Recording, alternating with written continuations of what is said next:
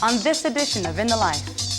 Gay films, gay festivals, from every corner of the globe. And the winners of In the Life's 3rd annual short film and video contest.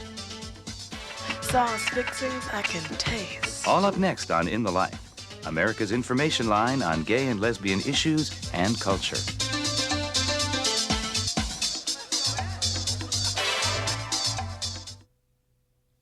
In the Life is funded in part by the H. Van Ameringen Foundation. Additional support provided by the Gill Foundation, the Michael Palm Foundation, Barry Skovgaard and Mark Walensky, Jeffrey B. Sorif, Richard Winger, the children of Sylvia Sosnick in honor of her 70th birthday, and In the Life members like you.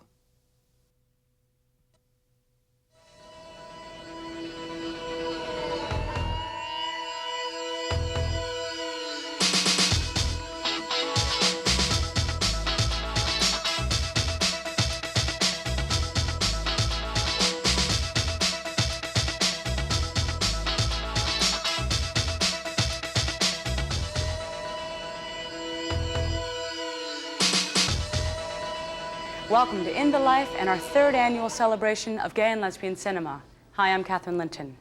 Every year, more and more gay and lesbian characters step out of the celluloid closet and onto mainstream movie screens across the country. But rarely do their stories ever go beyond the basic coming out tale to depict the true complexity and depth of the gay experience. In response, gay men and lesbians have decided to examine their world themselves through independent film and video. Again this year, we salute those efforts by presenting highlights of some of these compelling works. Every year, In the Life also holds its own short film and video contest, and at the end of this program, we'll show you the winners. I see you, and you see me. Our eyes sparkle at the sight of each other. Your lips part to talk your usual te saluto, honey talk of dinner's in the bag. Dinner in love. At the end of this program, we'll give you a phone number that you can call to find out more information about any of the films you see over the next hour. But first, a look at a place where gay and lesbian cinema has been supported and sustained over the last 2 decades, the film festival. Now, it's hard enough to make a film, much less get it shown, especially if it challenges popular stereotypes about gay life. So there's no overestimating the critical role these festivals play in nurturing gay artists. From Bologna to Budapest, from Nashville to New York, there are nearly 100 gay and lesbian film festivals around the world. In this segment, we focus on 2 of the oldest and the largest. We begin in San Francisco.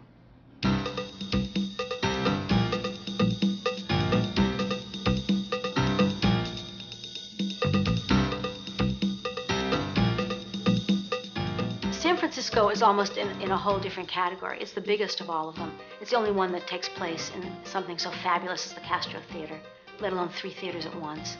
A few years ago, it was called the Gay Con, and it really is for the way it takes over the city. This whole city reconfigures itself around this festival. I come every year to the opening night. It's a high holy day for queer filmmakers. It's a space where people come with all their differences. They're not homogenous events.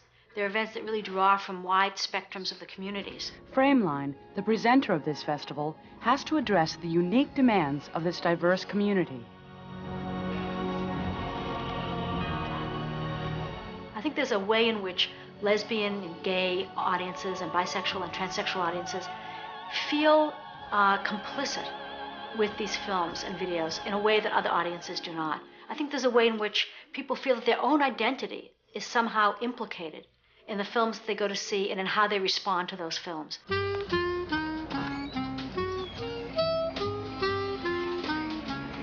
know, I think it's a celebration of the community, and it's also it's a chance for the community to express itself. It's a chance to respect and honor the art that's in our community, which unfortunately doesn't go very far sometimes beyond events like this. The importance of providing space and visibility to new work is well appreciated in the capital of independent film and video, New York. And new festival directors, Wellington Love and Robin Bockel, take the challenge to heart. It's a good way to showcase young, emerging makers and to kind of put together interesting programs of work for people. Interesting programs that would rarely be shown anywhere else, like School Fag, a 10-minute monologue from a high school student. Like in grade 7, nobody liked New Kids anymore, and I started thinking, it's just me and the girls. Uh-oh.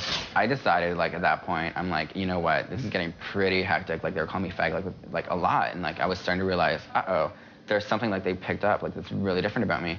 I'm gonna have to straighten it up quick, or else this is gonna get worse. And so I tried, but it didn't work. And You Are Here, an experimental film that explores gender conflict in the form of a nightmare.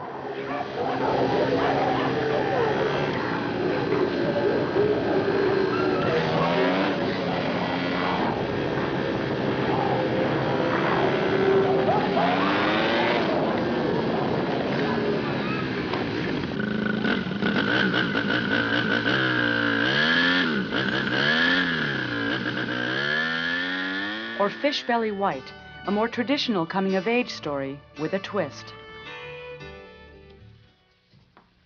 It's a coming-of-age story, but sort of set in a small rural community where, the meanest kids, as well as, like, the sensitive farm boy and the young, awkward, wimpy kid who is obsessed with a chicken. But what's sort of beautiful about the film, as well as the sort of photography of how it's sort of put together, but the pacing and the dialogue, and it's very natural. It's like you feel like the sort of tension and the awkwardness and the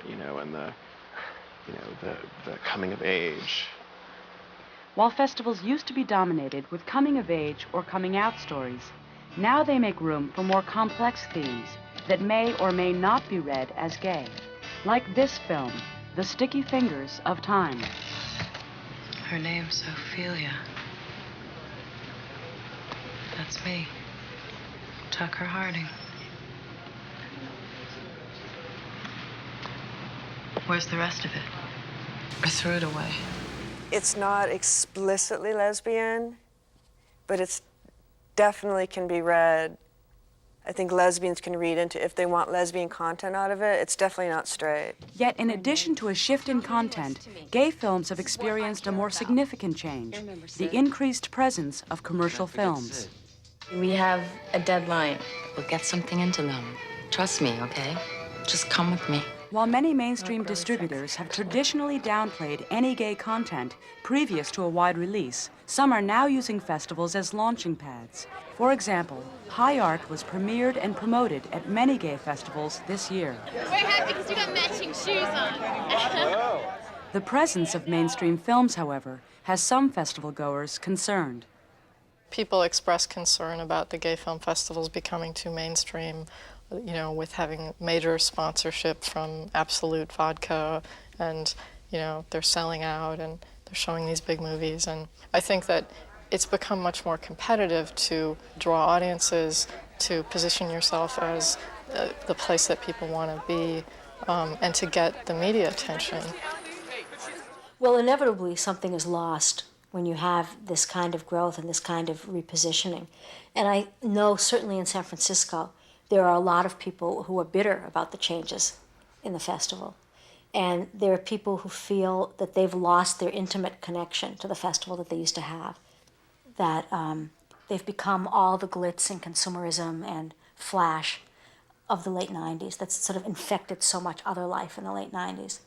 I think they've actually managed to do both. I think it's understandable that people feel this way, but I think that the festivals have managed to update themselves without losing the important part of what they used to do. Incorporating both mainstream and independent films has made a deeper exploration into and beyond what it means to be gay possible.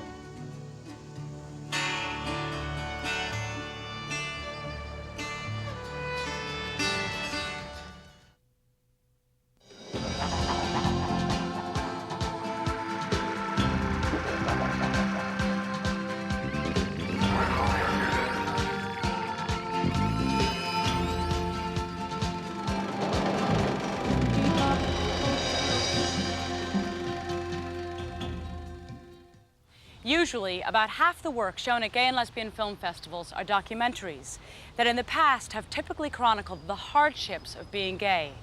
But recently, there's been a significant change in this. A new wave of documentarians that are tackling a broader range of issues facing the gay community. Next, correspondent Tanya Barfield highlights 3 works that deal with an inescapable topic. There's such an emphasis on youth in gay culture. The gay male community is just an extension of American culture. We carry a lot of the values that our heterosexual peers carry, being athletic, being strong, being desirable. Whether it's growing up or growing older, age is an issue that everyone confronts. The 3 documentaries we feature look at the issue of age from different generational and gender perspectives and explore the gay experience during different stages of life. Coming of age, coming into one's own, and becoming older. The first, Beauty Before Age, is filmmaker Johnny Simon's exploration of intergenerational relationships between gay men and the complexities of aging in a culture where youth is valued and the old are often vilified. Like as soon as the sun comes out on the Castro, you know, if one little ray of light comes through the dense fog in San Francisco, these people walk around with little half shirts and tank tops in their back pocket just in case, and they whip out their bodies as soon as possible. Even the spaces like the street and the sidewalk, there's no interaction between people of different age groups. And it allows for stereotypes to develop, for a lot of misinformation to develop. You want to look good. As far as like young gay boys, everybody's like coming out looking as cute as they can and spending a lot of money on their outfits, putting a lot of energy into their faces and their bodies. They're at the gyms constantly, you know, working out all week just so they can look good, so they can be attractive and compete, really. Don't you watch me? People are after like little young gay boys, like 18 to 21, 22. Like little young pretty boys. And so if you're looking 27 or 28, it's probably kind of all over for you. Unless you have a man. Part of it is the thought, I don't want to be like you. Because, you know, as you get older, you slow down. And I don't think they want to slow down. And I don't think that we as older people take the time to communicate with the younger generation. But I think we'd be willing to. I think the sad thing is that these young people are losing the benefit of the pain that we've gone through. If you have contact with an older person who can supply something of a role model or share their experiences, it would make those passages maybe a little easier. I've gotten really interesting responses, particularly from straight women who have come up to me and said, you know, I never realized that gay men deal with the same sort of issues that I deal with every single day. Issues around trying to make yourself look good, and being concerned about your appearance so that you looked good for other men. Gay men tend to be a very ocularly focused community. You know, we look, and when we like what we see, we look again, and we smile. And we cruise strangers, and the way we cruise might not be directly towards having sex. It might not be I'm cruising you to have sex. It might just be I'm cruising you to see if you cruise me back. And if we're cruising each other, then I know that I'm desirable. I know that I'm a sexual being. I know that I still have status in this community. When you're older, that sort of cruise relationship tends to break down, and folks tend to not really pay attention, not look at you. You become invisible. Can any of this be mine? Am I part of this if folks don't look at me?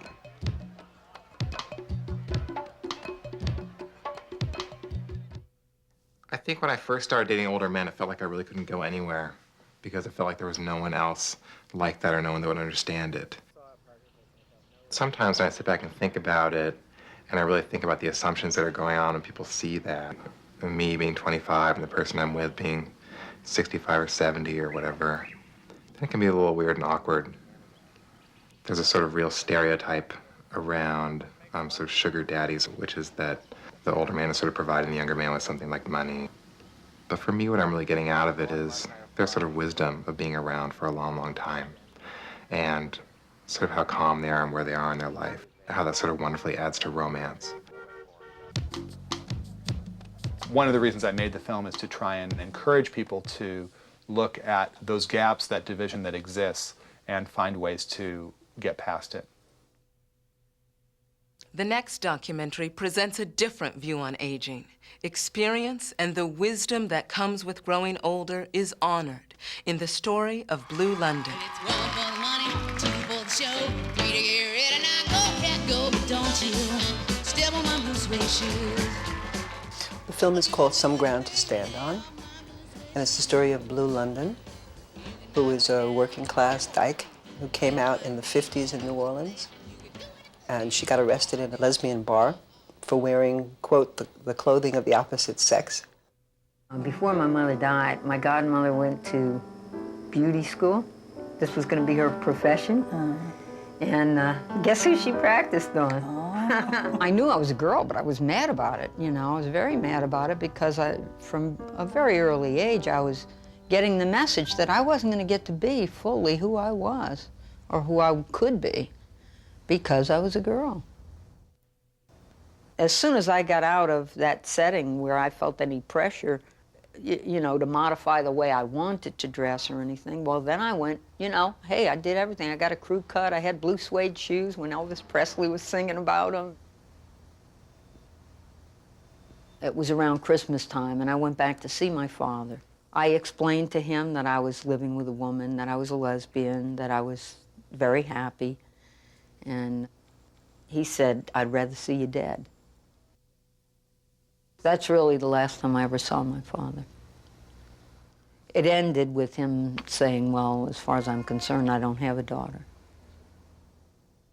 I think we have very few images from before Stonewall. And I'm not sure that younger viewers may have a sense of how dangerous physically it was to dress as a butch in the 1950s. I had been aware of Stonewall. I was very excited by it when I read about it in the Village Voice. And somehow I didn't catch on that there was some organized movement going on that I should get involved with. I had a friend who was involved with the Lesbian Liberation Committee at Gay Activist Alliance. I remember one night this woman who had been to a Tuesday night Lesbian Liberation Committee meeting. She had gone around the corner to a bar to make a phone call after the meeting, and she had gotten harassed for being a lesbian. We voted right then on the floor to just get up and go over there and give them a piece of our mind, and we marched over. There must have been 80 of us, just charged into this bar restaurant, and somebody got up on the bar and said, this woman came in here to make a phone call. This is what happened to her. We're here to tell you we will not tolerate this anymore. And if you ever do this again, we'll be back here and we'll close you down. We'll come back every night until we close you down. You know, by the time the police got there, we were finished. We didn't care. It was such a powerful thing. It was just so powerful.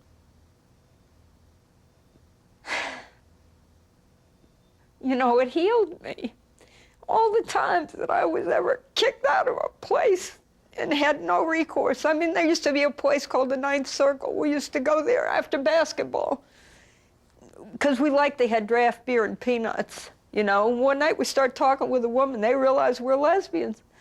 They refused to serve us. They told us to leave. You know, and there was nothing we could do about it. You know, we couldn't call the police and say we're being discriminated against. We couldn't do anything. We just had to leave. So, of course, it was a healing.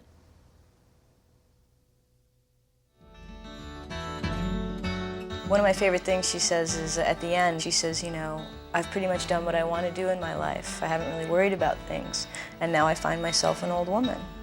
And she's living in community, and she'll have people to take care of her when she dies. You know, that's very immediate. That's like a very real sort of experience, you know, that as I get older, I'm thinking about more and more.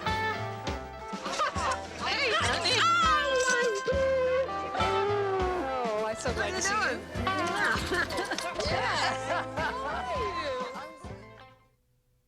In the documentary Rules of the Game, a new generation reflects on what it means to be gay and lesbian and what it's like growing up queer at the end of the millennium. When you come to the Hedwig Martin Institute, there's always something happening on TV. They watch a lot of music videos. MTV is on most of the time. And I think the idea for them to represent themselves in a music video was one of the reasons that so many wanted to be part of this.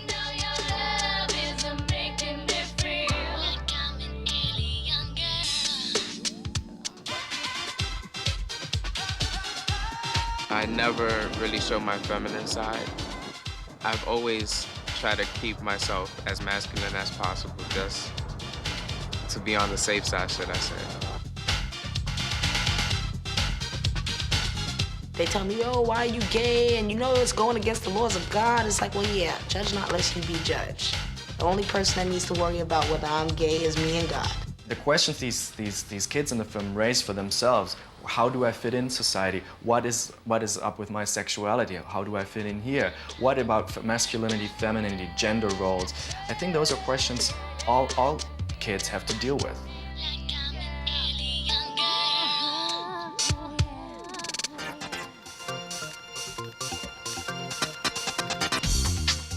To dress up as a woman and dance, and to just see how I look as a female. Something that I've never done before, something that I've always thought about but been too afraid to do it.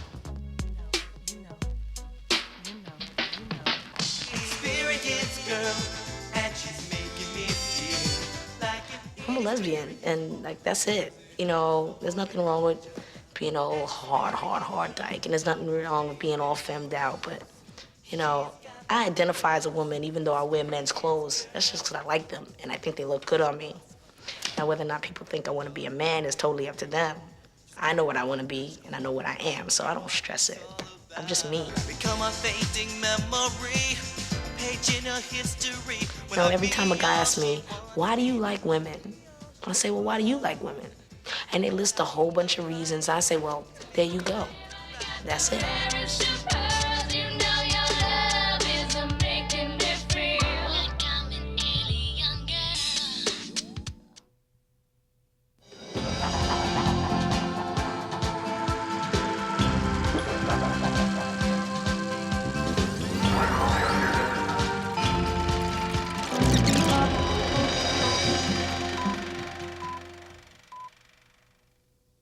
There's a crisis in America's schools, and it is in fact a documentary that has proven effective in addressing it.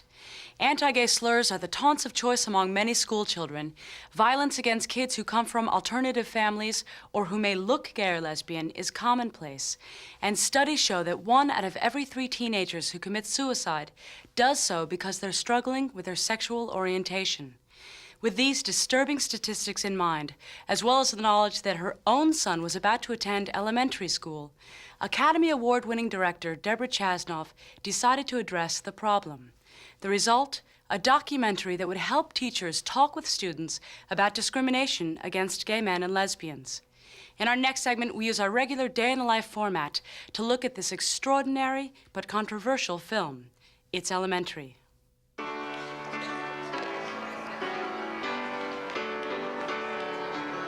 In 1992, my son was about to start public elementary school, and I started to be concerned about what kinds of messages he was going to be getting at school about the kind of family that he came from. The more I thought about it, the more I realized that what he was going to be exposed to in the official curriculum was going to be nothing. It was going to be silence, complete invisibility that gay and lesbian people existed.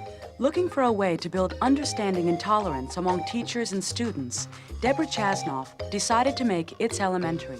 Together with co-producer Helen Cohen, she embarked on a 4-year project. We set out across the country and we found 6 schools, 4 public schools, 2 independent schools, where teachers were doing some kind of lesson that included an awareness of lesbian and gay people or anti-gay discrimination. And we took our cameras in to the classrooms and observed. We thought the contribution that we could make would be to demystify for people, for educators and parents, what it would actually look like if a third grade teacher walked into the room and said, today we're going to talk about lesbians and gay men. When I think of gay, I think of someone like a boy working funny, like a girl. Once the film was completed, Chasnoff and Cohen traveled to 30 cities across the country to screen and promote it. People who were in the audiences of these big premieres got really excited and inspired, and they would say to us, I'm going to take this film to my son's school, and I'm going to sit down with the principal and make her watch this film. And they did. There's a feeling of inspiration. And I think you can't watch the film without feeling motivated to do something. And the response when teachers and parents see it is usually, what can we do here? It was accepted, it was respected, which was what we were looking for, from this is wonderful. We need more documentaries like this. You know, this has changed my attitude towards what gay and lesbian people are feeling. I think gay people should get married. Guys, they love someone, let them get married. There was that one situation where the two girls were sitting across from two boys. But I am the judge, and I'm saying, no, you two can't get married. I don't care if you love them. You can't get married. How do you think you guys would feel? They were actually sharing their feelings about gay and lesbian issues. That was very inspiring. There was a magical learning moment that occurred. It's Elementary soon began winning awards at film festivals. As word of the film spread, so too did the press coverage. Well, we were amazed. We kept getting, feature story written about us, reviews written about us, and they were all incredibly positive. And I kept waiting. And then finally one day, somebody forwarded me something from some right-wing organization ranting and raving about this film. And then I would say in the fall of '97, it started coming, and it was a deluge. The video is basically an infomercial for the homosexual agenda, and it's an infomercial for homosexual marriage. Before we knew it, it seemed like It's Elementary had become the poster child for the religious right. We were what was wrong with America, and you should send your money now to stop It's Elementary. As far as activists are concerned, the younger a child can be introduced to homosexuality, the better. Schools are also promoting Gay and Lesbian Pride Month, as shown in this video, another resource for homosexual supporters to recruit sympathy from the children. Soon, It's Elementary was being debated on the talk show circuit. Now, there's no mention of sex or sexual acts in this film, but a lot of people are up in arms over it. The homosexual activists aren't content with the idea that they ought to be left alone. They want to indoctrinate school children all over the country. I would challenge Mr. Knight to show one place in our film where a child is being recruited. I think it's a complete myth that if you talk to children in a responsible way about gay and lesbian people, that somehow that will make a child gay or lesbian. For Chasnoff, this type of controversy is all part of social activist filmmaking. They're organizing against it because there's a whole movement out there that's having success and that is demanding that schools be safe for gay teenagers. So I think it's a good sign that things are starting to shift, and with any kind of major social revolution, which I think this is, there's going to be a backlash. Eventually, this backlash reached the Senate. Conservatives held up the nomination of James Hormel for U.S. Ambassador to Luxembourg because Hormel had contributed money to the production of the film. It turned out that Senator Bob Smith, the Republican from New Hampshire, who starts off our film. We can and we must protect the taxpayers by keeping this kind of trash out of our schools. He sits on the Foreign Relations Committee, which has approval over ambassadorial nominations, and he was outraged that someone would be considered for that post who had funded a film that he was in that way. As the controversies rage on, It's Elementary is continuing to change attitudes in classrooms across the country. They're gay, so what? That's how the life is. I don't think people should be strict about them, because if they were gay, they wouldn't want to be getting beat up. I think it's just the way a person is. You can't really change it. I think the film really shows that children are not born being prejudiced, and they are born thinking everybody should be treated fairly and really capable of understanding that people can love each other in very different ways. And I think that's what's most threatening. We'll get one of those emails or one of those letters in the mail, and it's very upsetting. And then I just have to look over at the relative size of our hate mail and our fan mail and be reassured that the vast majority of people who have seen this film have been elated to see it and to say, what can we do about this so that our kids don't have to grow up the way we did? Hi, I'm Wesley Snipes. Hi, I'm Katherine Linton. This is Petula Clark. No, wait a minute. I'm Kate Clinton. Pete Seeger. David Marshall Grant. Quentin Chris. Jason Alexander. We're Betty. And you're watching. You're watching In the Life. In the Life. In the Life. Now, I think that's fabulous. Still to come on In the Life. The winners of In the Life's short film and video contest. An animated documentary explores the ups and downs of a relationship. And waiting in anticipation of love and dinner. But first, Gay films produced here in the United States are fueled by decades of a gay rights movement whose issues have been debated in every community, in every corner of this country. But imagine making a gay film in or about a country in which the subject of homosexuality is taboo and discussion virtually non-existent. Well, there are some who are doing just that. With cameras rolling and often working underground, these directors are asking questions rarely, if ever, considered on film in their countries. We begin this segment with two films from West Africa. When I saw the images of two men loving each other openly, from my experiences in seeing African film, and I really like African film, I've never seen that. Dakan, or Destiny, represents the first narrative film out of West Africa to deal with homosexuality. Kenny kebere bunyon na kujule. Tesekela. Kafinia koroma wonyo maderkela.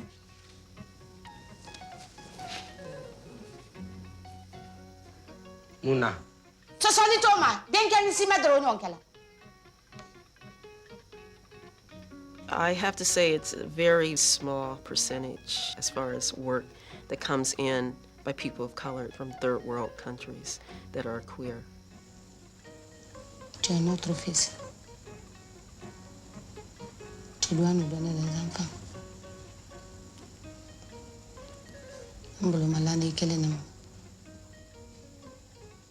Tu viens me dire que tu es homosexuel et que tu veux vivre avec un homme?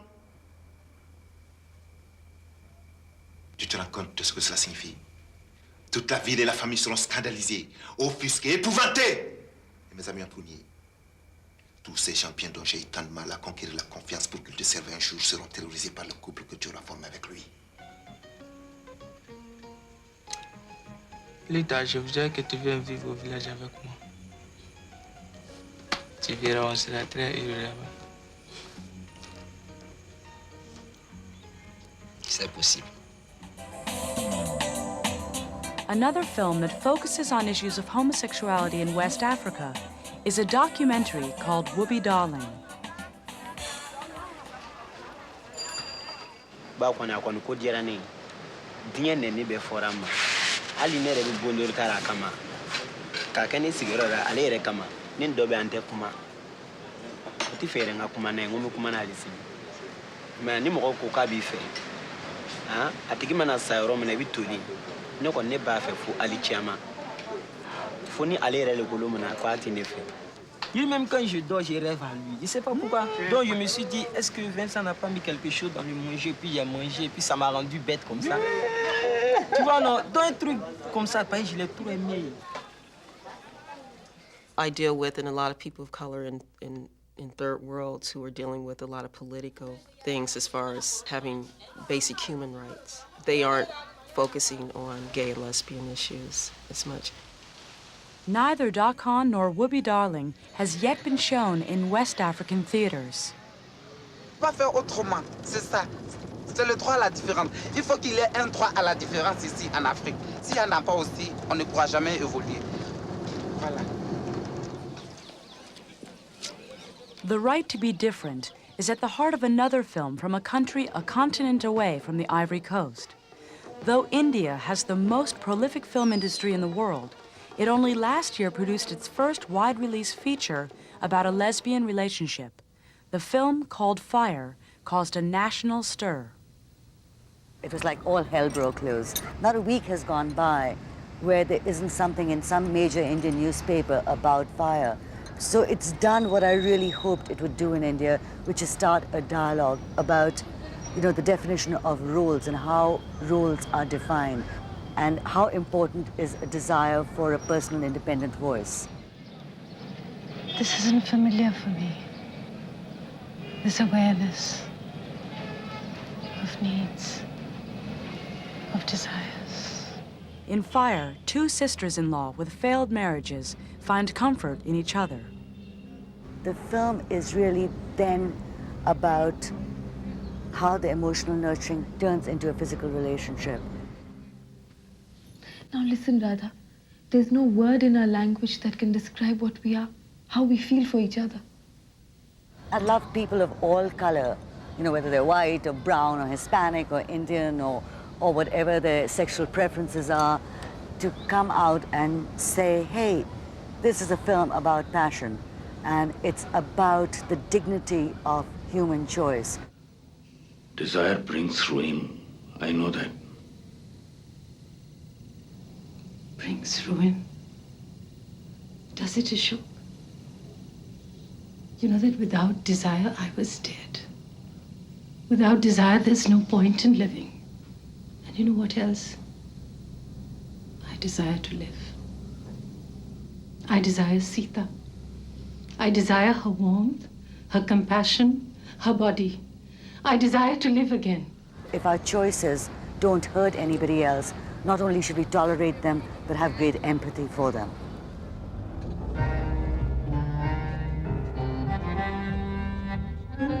The new frontier of gay subjects has also been driving directors in another major movie industry in Asia. In the early 1990s, Hong Kong films began to look at issues of gay identity, coinciding with the rise of a new gay movement there. In Happy Together, Wong Kar-wai, one of Hong Kong's best-known directors, shocked audiences across Asia by using famous actors in the sexually charged lead roles.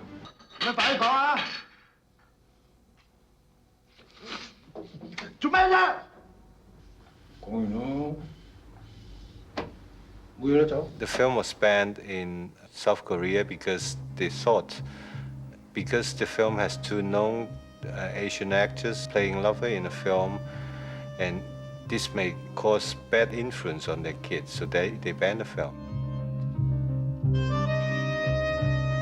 One of the things that has kept me intrigued with Hong Kong films since maybe about 1992 has been such an influx of films which deal with gay and lesbian characters. I think Happy Together by Wong Kar-wai is probably the end result of the whole genre, which started in 1992. I think Wong Kar-wai makes pretty much the definitive Hong Kong gay film. Though it has yet to interfere with the work of Hong Kong directors, mainland China has so far tried to prevent the making of any film that deals openly with homosexuality.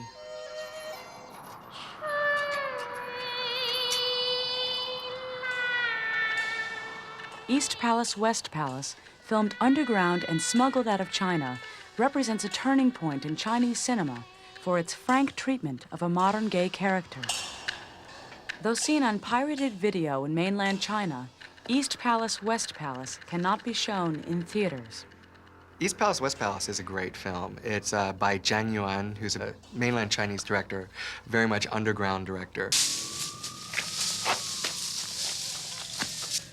真是没我什么事儿。这不冲你啊！哎，站着别动啊！哎。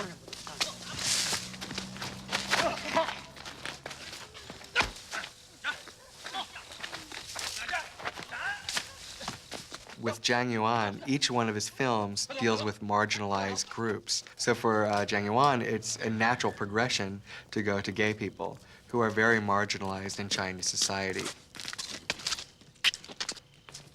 It deals with a police officer who arrests a gay man for cruising in a park behind the Imperial Palace. It's actually mind games between the two.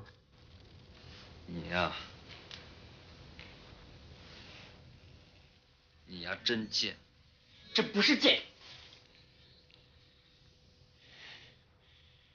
不是贱，这是爱情。你可以说我贱，但你不能说我的爱贱。As directors from around the world explore new ideas about gay life and gay identity,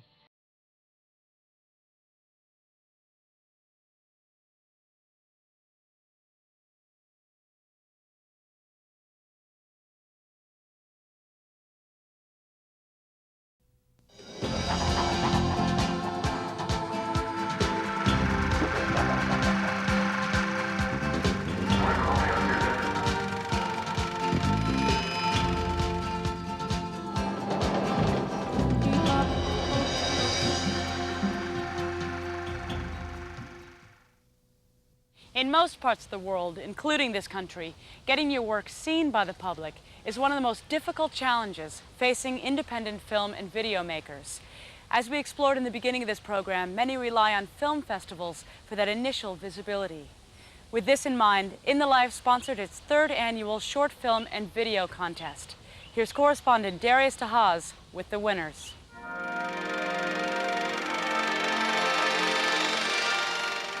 First runner-up, Good Night, I Love You, uses new technology to depict an age-old situation.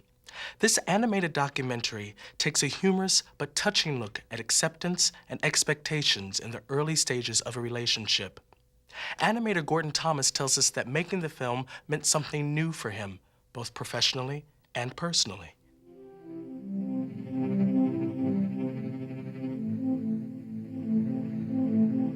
Good Night, I Love You is my 2nd year MFA film at San Francisco State.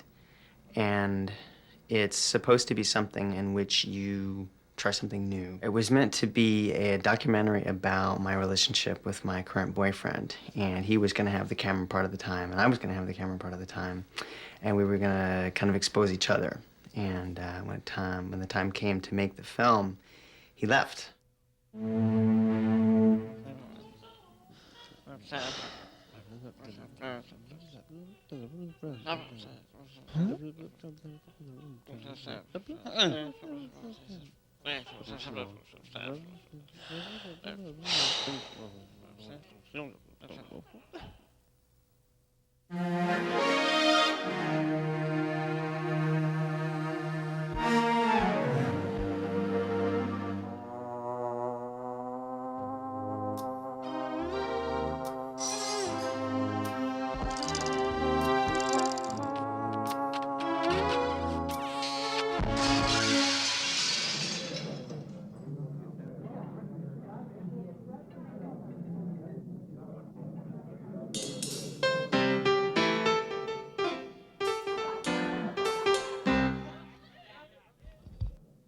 Hey, how you doing? Huh? You know, a funny thing happened to me in my last relationship. No, really. You see, I met this guy. He's a really sweet guy. We did it all. We wrote each other poems, took weekend trips to the mountains, showed each other off to friends and family. We fixed up this really nice place. We even talked about marriage. Ooh. But he got scared and he dumped me. Yeah, well, I mean, eventually we talked it out and we got back together. But then he broke up with me again. But then we got back together. Then we broke up, then he got back together. We broke up, then we got back together. We broke up, then we got back together. And then he moved out. That was the most intense 2 months relationship I've ever had. As their former couples counselor, what do you think was the real reason that Gordon and that other guy broke up? I'm sorry, I'm not at liberty to talk about that. Well then, what were some of the issues that they had that were part of the root of their conflicts that were leading up to the reason that they broke up? I really can't go into that, you know. Well, can't you say anything about why Gordon and that other guy had problems? Anything at all? Look, as your therapist, I can't reveal that kind of information. That's strictly confidential. How does that make you feel?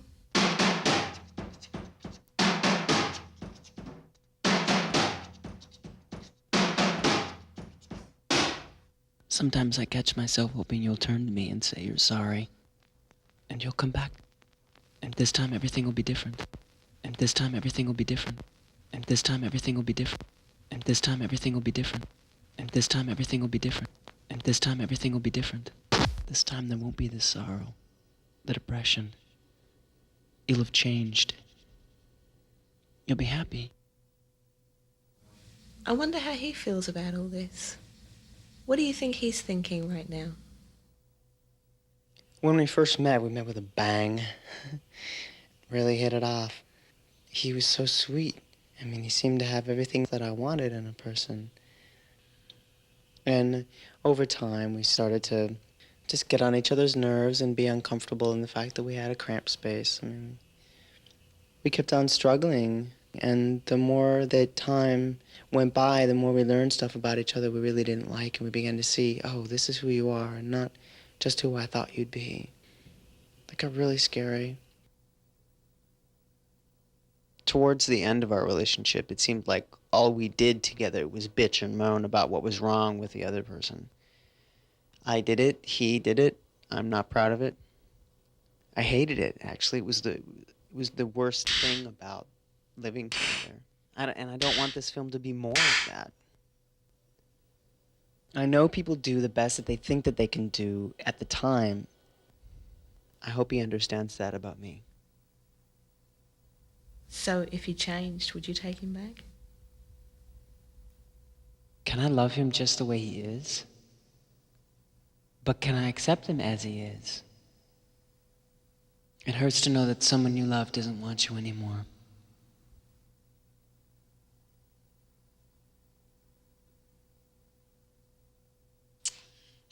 Oh my God. That's sick. That's not art. You just want to flash everyone. What a slut. He's a media whore. He's just stuck on himself. One of the things that I've learned is that when you get together with somebody, sometimes the things that you like about them the most are things that are different from you, things that you want to have. And sometimes the things that you hate about them the most are actually things that you see in yourself, things you want to face. What would you like to say to the men in your past? I want to let them know that I understand life goes on and things change and it's not always what you thought it would be.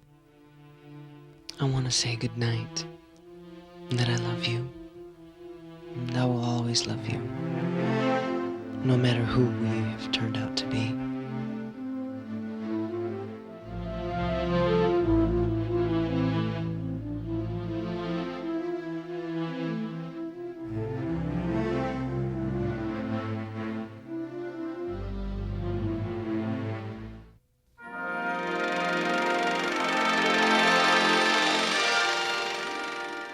And now, the winner of In the Life's third annual short film and video contest. Director Sean Simmons' Love and Dinner is a film based on a poem written by his high school teacher, Lou Berry, originally about a heterosexual couple.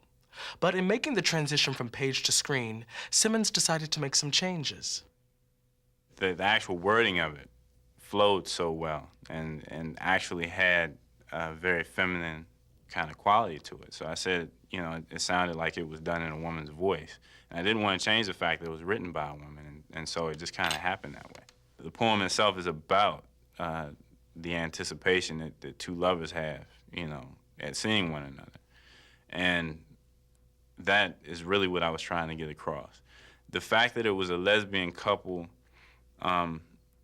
really fit. I think it was incidental, but it fit and it made it right for me. And I'm hoping that that's more or less people get the warmth, you know, despite the fact that it's black and white.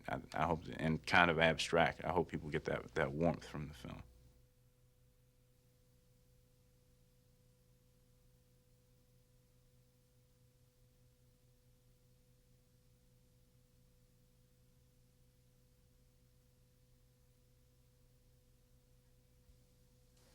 I came straight home like many ordinary people do, when there is sustenance to be had, when so many carrots, potatoes, are needed to sustain the next moment. Yes, I came early and waited by our door to see if your coming home was soon. Would your arrival make dinner a vitamin for a weary brain, or tired muscles leering at rest, while eyes dart back and forth from car to bus, waiting, waiting. I hear the rustling of a paper sack, the side-to-side shifting of potatoes and carrots in cellophane. Perhaps an onion and garlic. Oh, by all means, garlic. Soon, I will smell those colorful vegetables bubbling in gentle oil, colors rich and promising, sauce fixings I can taste, imagine, expect. My muscles tighten, and as if the torment of hunger and its thunderous companions weren't enough, I see you, and you see me. Our eyes sparkle at the sight of each other. Your lips part to talk your usual te saluto honey talk of dinner's in the bag. Dinner and love fill the air at our house. Oft times postponed for one or the other. So I grab a carrot to munch on while we cook. And we cook. There are florets of broccoli and tufts of cauliflower, a sprig of cilantro, and you, my dear, clad in your apron, and I, clad in my appreciation of your culinary talent. We saute and braise with spoon and spatula. We sauce and baste a minuet d'amour for twinkling eyes, delighted hearts, and eager tummies. And again we turn over and over until lightly, delicately brown. The green of the pepper, the white of the onion, slightly brown on the edges. The red of the paprika, the garlic, oh, the garlic. I touch your face tenderly. You smile lovingly and touch my hand. Le repas arrivé, l'amour arrivé. Vive le repas, vive l'amour.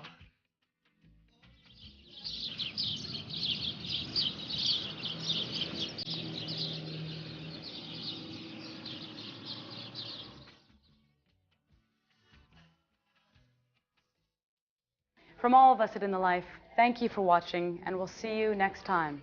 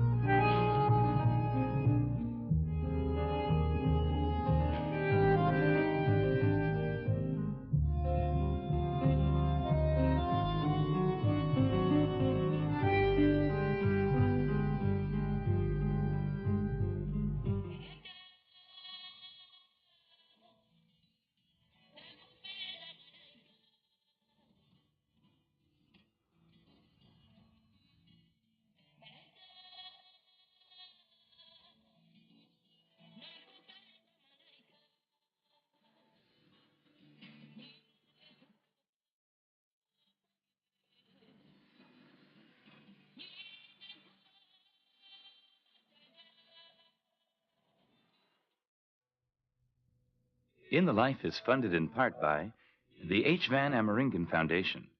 Additional support provided by the Gill Foundation, the Michael Palm Foundation, Gary Skovgaard and Mark Walensky, Jeffrey B. Sorif, Richard Winger, the children of Sylvia Sosnick in honor of her 70th birthday, and In the Life members like you.